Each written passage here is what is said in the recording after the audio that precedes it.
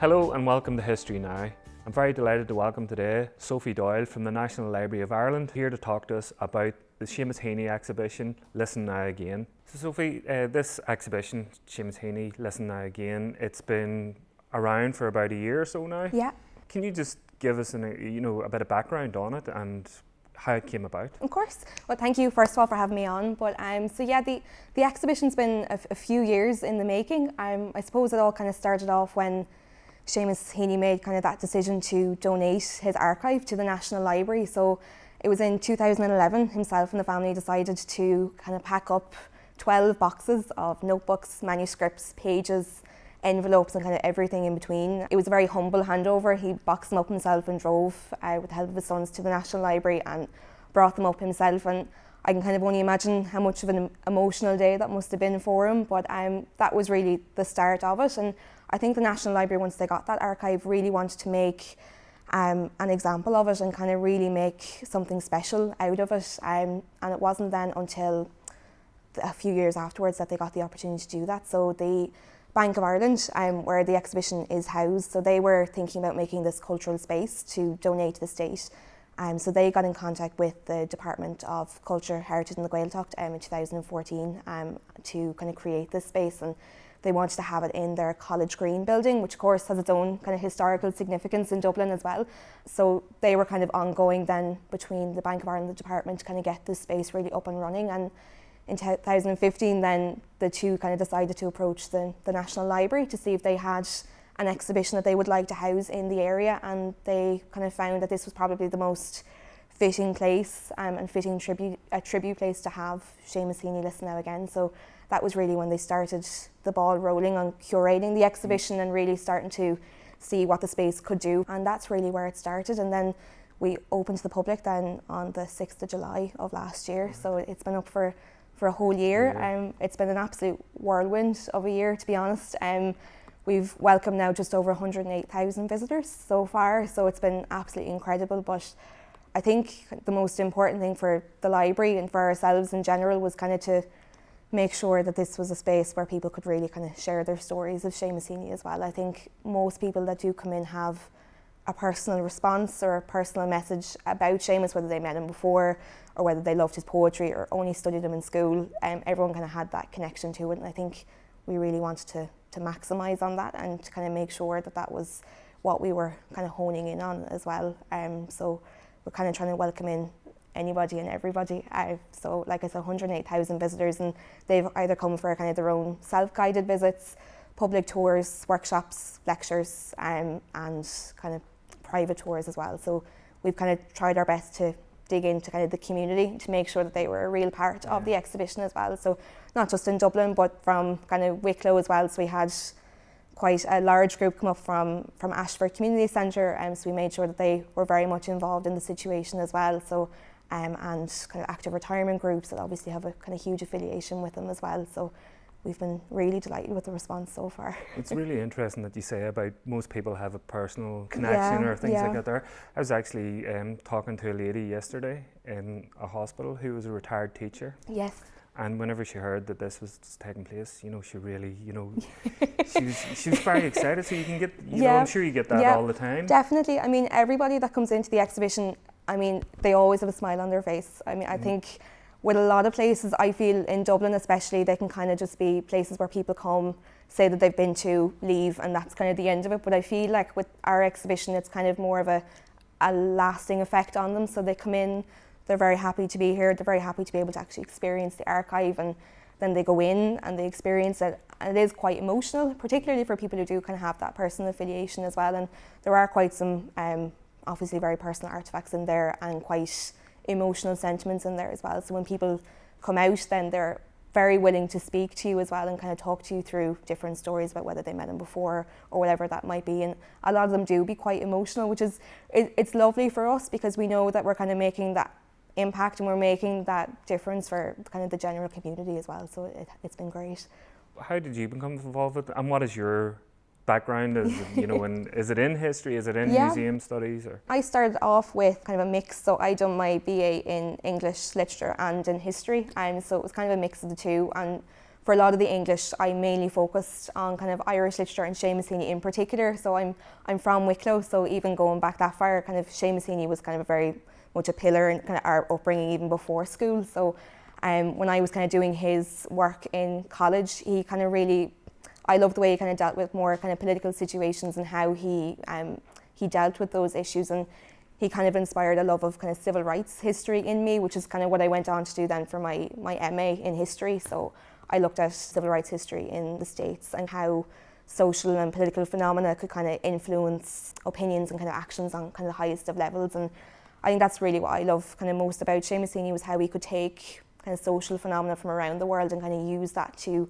help himself kind of formulate this response to what was going on when he was living as well, which I found really interesting. But last year then the National Library put out the advertisement that they were looking for a team to kind of work on the Seamus Heaney Listen Now Again exhibition, and I kind of jumped at the opportunity, to be honest. It was kind of a perfect match, and obviously education played such an important role in Heaney's life, so to be able to have kind of that role in the exhibition of looking after education and being able to kind of programme and facilitate for all kinds of learners, so kind of from primary school all the way up to university and further education, lifelong learning, and kind of everything in between, it's been an absolute pleasure so far, so long may it last. Yeah.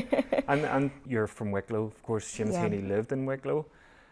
What was the response about this around where you're from? Because you live quite close to where he is. I do. I live about 5 minutes away from Glenmore Cottage, where himself and Mary and the kids lived, and he is a massive kind of impact in Wicklow. So community in general, I mean, just for an example, our local jewellery shop celebrated 150 years there recently, and Mary came down to do a reading and to celebrate with the kind of community of Wicklow town as well. So we've had a great response. We've had a lot of schools. I've made sure to kind of push to try and get as many schools from Wicklow up as possible to kind of experience this as well, because it's part of their heritage as much as anybody else's too, and they've had a great response to it. And then we had the Ashford Community Centre as well. So Seamus Heaney would have donated a bit of his archive and a few of his artefacts to the centre to kind of fund it and to make sure that it had kind of a solid standing, and they were obviously very grateful for that. So when the exhibition opened, they were very excited to get up and experience it as well. So it's been unbelievable, the response. So it's aimed at school groups, but it was aimed at people who a literature background and things like that. But it seems now that you're broadening it out to include history students. Exactly, yeah. So I mean, when we first opened, there was obviously no education programme in place.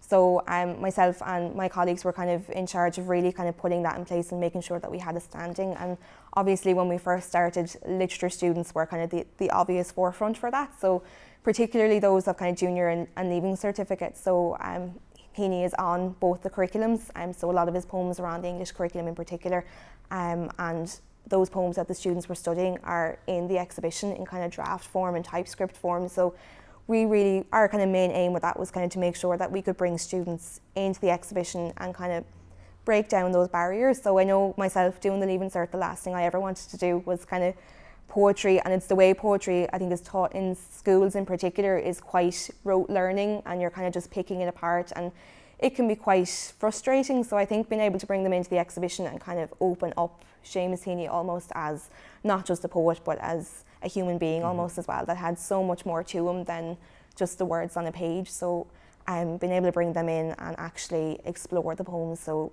even taking like postscript for example. So we have postscript as one of the poems on the curriculum, and we have a draft of postscript that was initially published in the Irish Times, and instead of just leaving it published in the Irish Times and being happy about it, we have a copy of that paper where Seamus went down and bought a copy, brought it home, and immediately started making changes on it. So there's word changes, the sentence structure and all sorts. So students are actually able to see that the poem didn't just appear perfectly on a page, but rather it was kind of a long and laborious process behind that. And he wasn't perfect himself, and people do make mistakes, and just being able to open that up has been great. But English was, so that was our first kind of port of call. But I think the more we've gone on, the more we've realised how open the exhibition is to the study of so many other different kind of subjects as well. So history obviously is kind of what we're trying to focus on now. you know, we're constantly reminded here anyway about the troubles and things like that. Of course. It's kind of easy to forget that for especially your target audience, the people junior cert, leaving cert, that's history for them. You know. So what's the responses like for schools in terms of, you know, the historical content? It's very interesting. We bring them in, and obviously then, so with regards to the troubles, Seamus Heaney is noted as a key personality in the particular strand to do with history in Northern Ireland. So when we have students in, they have a very kind of basic knowledge of the troubles and kind of the peace process and that kind of thing. But again, it's just a very kind of focused, central idea of what happened and not very much of kind of the general context. So being able to kind of bring them in, and again, for the history side of things, there's actually an awful lot in the exhibition, even though it's drafts and manuscripts. A lot of those drafts and manuscripts can kind of tell you an awful lot about how Heaney was feeling about the troubles at the time, or how he was experiencing it, and students, they appreciate that. I think particularly the honesty in some of Heaney's work, they kind of appreciate that in particular, but I think they're always quite surprised, I think is probably the biggest thing, that things maybe were so bad or that maybe they went on for so long, particularly when they kind of see the visual aspect of it. So at the back of the exhibition in our third section, which deals with the troubles, there's an entire wall of the exhibition which consists of photographs that were taken on both north and south sides of the border during the Troubles period. So, and they are quite visual and they are quite stark, and a stark reminder as well, not just for students but for older people coming into the exhibition as well. And then we have the newspaper clippings with the front pages with some of the atrocities that occurred as well. So for students to be able to come in and actually see and read that, and I think first-hand experiences is, I think, quite an eye-opener for them, and I think most of them do appreciate it, because a lot of them do come back and say, you know, I kind of have a different outlook now, and it's not as kind of focused and as rote maybe as the history curriculum can be in schools, but they're more open to interpretation, I think, and how individual people may have experienced different events that occurred during the time. Has anything in the exhibition changed, or has the approach changed? Bring in students of history? Yeah. The exhibition itself hasn't changed, so nothing physical has changed, but ourselves, kind of that education side of things has kind of had to alter, where we're looking at the exhibition almost in a different way. So instead of maybe focusing on the poetry, the technical maybe side of the poetry, we're more looking at kind of the general context of it instead. So when we're bringing students through, we're looking at kind of the more visual elements of it, his inspiration in particular. So there's a part of the exhibition which deals with the bog, which obviously was a massive subject matter in his poetry, and there's a part that focuses on the bog bodies in particular, which was one of the ways Heaney kind of dealt with the troubles, kind of using it almost as a buffer, so he could talk about them maybe more honestly, and being able to kind of show that to history students and give them an idea of what the bog bodies actually looked like. So there's a screen in the floor where they're actually able to kind of visualise what Heaney was getting his inspiration from, and we're looking more at the poems that dealt with those issues as well. So there's drafts of the poetry, the likes of kind of Punishment and Bogland maybe as well, where the students are actually able to see maybe how Heaney struggled more with certain poems, or the language maybe that he used to describe certain situations. So kind of students are able to actually see firsthand how maybe frustrated he was himself with trying to get across this idea of how he was feeling. And then we move into Conscience, obviously, which is the third section of the exhibition, which deals primarily with the troubles, is where we'd spend most of our times. A lot of the pieces there deal with how Heaney himself was seen maybe as a political poet or not a political poet, and how he struggled with the role of kind of this political writer in kind of more ethical times as well. So they're able to kind of visually see that. So really it's us that have to change our perspective of the exhibition to make sure the students get that different view, that viewpoint. What are the challenges for you particularly who studied him before doing this? Has it changed your views of him? Has it changed your opinion? Has it changed your outlook on things that he... I think it's definitely interesting for us going through it, because I think it completely opens up our eyes as well. I mean, when I came into the exhibition, I obviously hadn't seen any of the archive at all, and been able to kind of go in and see the archive and see his notes and his drafts really does kind of open your eyes to what was actually going on, how he was feeling at the time as well. So I think particularly with history students, it's kind of important to be able to see those in particular, and you're kind of seeing artefacts that you didn't know maybe Heaney had either. So one of the main things that we have in the exhibition that obviously is a massive part of for history students is Heaney's copy of the Good Friday Agreement, which is a great thing for us to be able to display, and it's something again that they get to see kind of very visually, like, okay, this was that document that kind of changed everything. And Heaney obviously found it extremely important as well because it was kind of a highlight of his archive.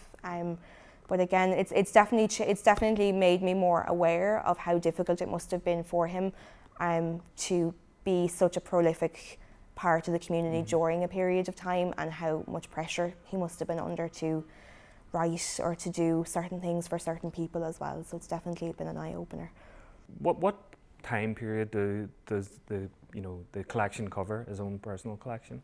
The very start of the exhibition, you have a letter from Faber and Faber, which basically tells them that, just to let you know, that the date of publication for Death of a Naturalist is going to be May 1966. So all the way from the start of his writing career, all the way to The Last Walk, which is a translation, his last translation that he was working on before he passed away.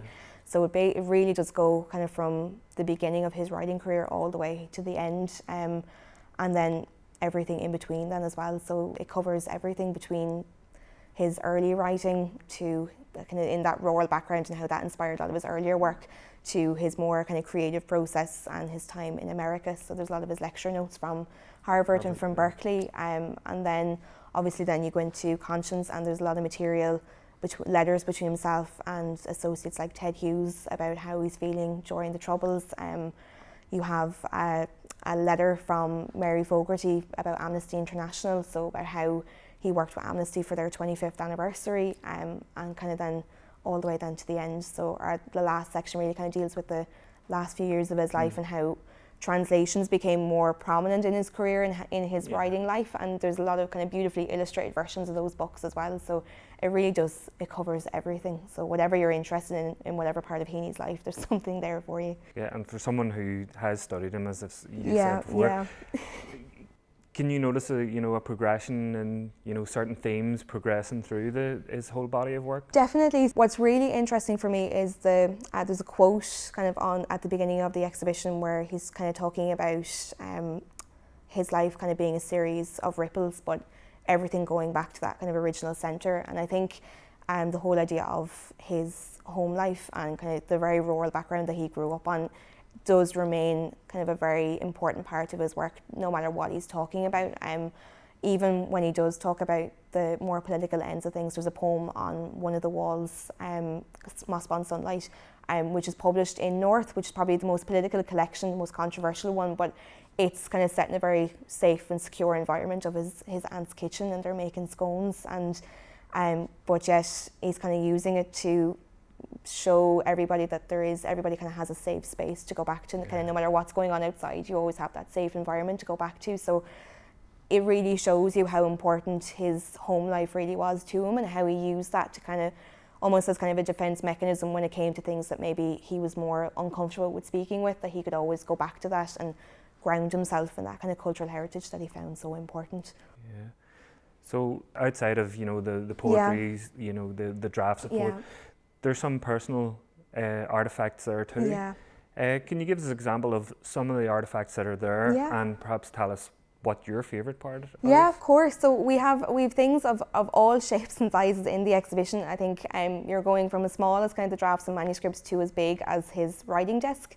So we have his desk that he had in his attic space in Sandymount, where he done most of his writing. There's no airs and graces about it at all. It's probably my favourite thing in the exhibition, purely for how mundane it is for someone like Seamus Heaney. It is basically 2 filing cabinets and a plank of wood on the top. Very, very simple, but again, he saw it as this space where he could just create magic almost. And there are some video installations in the exhibition again that talk through kind of that personal process as well, and how he kind of went through that. There's also his ash plant, so his walking stick as well, which again is a very kind of personal, just a very physical object as well. And then there's also toward the end of the exhibition, you have kind of those important objects like photographs of his grandchildren, and I think things that make him that bit more personal to the audience members as well. So away kind of from the drafts. There's this lovely piece where it's just a diary that was given to him for a Christmas present, and the first entry in it is from Christmas morning 1973, where he's kind of talking about getting the kids up for breakfast and opening up their presents in the morning. And it's just, it's really quite emotional, because you can really see not only Seamus Heaney the poet, but the human being behind that, and how much of a great kind of father and grandfather he was, away from kind of the poetry and away from the public face as well. Yeah. So they're definitely probably my favourite pieces. So is there an interactive element to the exhibition as well? Yeah, so the exhibition itself is split into 4 different sections. So you start off with excavations, which deals with the beginning of his life. So that section really opens you up to the rural background. So there's something there for everybody. So even if you're not mad on the poetry, there's gorgeous landscape photographs that bring you through Heaney's life as well, so different places that he lived. And then there's more physical objects as well. So in excavations we have the shlán, which is the old turf cutter as well. So that idea again that the physical objects that were so important to not only him as a poet, but his childhood as well, and how important that was for him. And then the end of excavations, you go into the bog bodies, and again you have that screen in the floor that shows you the bog bodies, and kind of it allows the visitor to go deeper into the ground almost and experience what they were like. Creativity then is the second section then, which deals with his creative process and how that kind of changed as he got older as well. So that's kind of where most of the notebooks and most of the drafts are. You also have copies of the Christmas cards that he wrote as well. So you have these gorgeous Christmas cards that I think were second nature to him as well. So his daughter Catherine Anne does a lovely piece online where she's talking about how it was like a small military operation that kind of started just after Halloween, where he'd write hundreds of these kind of going out to friends, colleagues, family. So you're getting the idea of how important social circles were to him as well. And then obviously his desk is in that section too. We have a second screen in that section then, which opens up the archive. So I think what's important for us is not just to show off the archive that we have in the exhibition, but also to give people a taster, to say this isn't all, this is just a drop in the ocean of what's actually there. You can have a look at different drafts, manuscripts and diary entries, and it'll give you kind of more visual context to what he was talking about, just to give you an idea and maybe entice visitors to head over to the National Library itself and actually dig into the archive and have an actual proper look. And then conscience then is the third section, then, which deals with the Troubles. So we have the Troubles wall then at the back, which has all those photographs and newspaper clippings where people are really able to kind of immerse themselves in the situation and what was going on and really open themselves up to and remembering what went on. And then in the cases then you have drafts of poems that were particular to that time, and some letters between himself and colleagues where he was struggling in certain situations. So I mentioned that letter between himself and Ted Hughes is a great one. And then in the second case in that section, then you have the Good Friday Agreement. You have the letter to the Amnesty International to Mary Fogarty for their 25th anniversary for the Republic of Conscience, which was an important poem for that.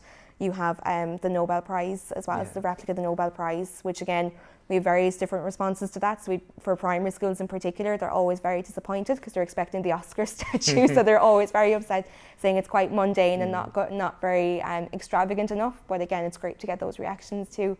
And then you have more kind of physical objects where you have paintings of Seamus. So you have Louis Le Brocq watercolour portrait, which is a beautiful thing to be able to see, a Carolyn Mulholland bust of Seamus Heaney, and then Marvels then obviously the last section, which brings you really full circle. So you're seeing the translations, the more reflective poetry that he started writing toward the end of his life, and then you have the video installation at the end, which kind of gives readings of his poetry and reaction to his death after he passed away. And I think probably the biggest talking point in the exhibition, we have a rain stick after the poem, The Rain Stick. So we have where people can actually turn it themselves and hear that noise that he was taking inspiration from. And obviously The Rain Stick is a really important poem for us, because the last line of Listen Now Again is the name of the exhibition. So we really kind of wanted to mimic the sentiments that Heaney was trying to get across in that poem, that whole idea of not feeling guilty for enjoying kind of little moments in life that we kind of take for granted a lot of the time. And then the most interactive piece in the exhibition is at the very end, where we have our Don't Be Afraid wall. So it's a giant chalkboard wall with the words Don't Be Afraid on it. So it's taken then from Seamus's last words, where he sent a text message to Mary with the words Nolle Timere, for Latin for Don't Be Afraid. And when them words were made public at the funeral, Mazer, who's a street artist, done an installation of those words on Richmond Street in the city centre that's still there today. So when we were putting the exhibition together, we really wanted them to come in and kind of recreate that for us. So the chalkboard wall really kind of allows visitors to come in and leave their own personal messages and responses to the exhibition on it. So we kind of have everything from poetry to song lyrics to just personal reflections and in all languages as well. So it's definitely good Monday motivation when you're coming into work in the morning, but it's an incredible piece. So it is very interactive. I think the visitor is really involved from the start, which is great. So there is a large international, body of visitors come to it. But as you said, it's really aimed as well at school children. But it's not just school children in the south. You want to bring in people from the north as well. Definitely. So we have had one of the schools that we had in from. We actually at Belfast met in at the beginning of the year. So anybody kind of that is studying anything Seamus Heaney, I think, could really benefit from the exhibition, because they're really getting that insight into not only the poems on the page, but that behind the scenes look as well. So they're seeing the drafts, they're seeing the writing process in action, and they're seeing Seamus Heaney, the person behind the poetry as well, which I think can only be a good thing for people studying him, and those that just have an interest in him as well. So like I mentioned, active retirement groups, we've had a lot of active retirement groups come down from Northern Ireland to come down and experiencing it, and we've had such brilliant responses to it that we really just want to get everybody into it really, but as much people as can come down, and the location of it kind of is great for that as well. So it's ideal. It's not too difficult to get to either. So the exhibition sounds really fantastic and very comprehensive, but it's not just an exhibition. You've a program of events. So we also have our events program running as well. So to make sure that it's not just kind of based at school children, that we want everybody to be able to come in and experience it. So we have had a lecture series ongoing since last July, and in the next couple of months we'll have Professor Roy Foster in, which we're really excited about. So he's going to be giving a lecture on the 23rd of August, and we'll have Christine Keneally, who's coming in during the Dublin Festival of History, to give a lecture on the famine. And we'll have Joe Hassett coming in later on in the year as well. I'll also be giving a lecture during the Dublin Festival of History, looking at the Eastern European side of things and how Seamus Heaney got inspiration from, or for dealing with the troubles from Eastern European poets. So we're kind of trying to cover all aspects of his work as well, and to make sure that kind of there's something there to gauge everybody's interest. We also then have, alongside the lectures, we have workshops that run. So we have more creative workshops for small kids, the likes of origami making and rain stick making, that all kind of link in with the exhibition. And then we had an adult origami class that actually went very well as well, so that was definitely an interesting one. And then we have kind of more poetic workshops, like close reading workshops, where we'd say have a group of maybe 18 to 20 people where we kind of talk through 2 or 3 of Seamus's poems in kind of great detail. And I think people really appreciate being able to really sit down and experience the poems as well. And we have a monthly book club, which is great to get people in talking about the collection. So we do a collection a month. So we're on the spirit level at the minute, and then when we finish, we'll kind of start back up again. And then we also have this summer, we have a great Listen Now Again live. We have summer concerts. So every Thursday at 1 o'clock, we've got a summer concert which is taking place in our rotunda, so the more historical part of the building itself, where we have an actor who will come in to deliver readings of the poetry, and alongside them then we'll have a musician performing all kinds of instruments beside to kind of go with the readings of the poetry as well. So we've had everything from recorder to clarinet to kind of metal percussion and all sorts, and we've kind of everything coming as well. And we've actors like Adrian Dunbar coming in as well doing so. It's definitely been successful so far, and we really kind of want, and they're open and free of charge to the public, so really want people to come in and experience it. But yeah, it's been great so far. Yeah. Sophie Doyle, thank you very much for coming in. Thank you very much, Barry, for having me.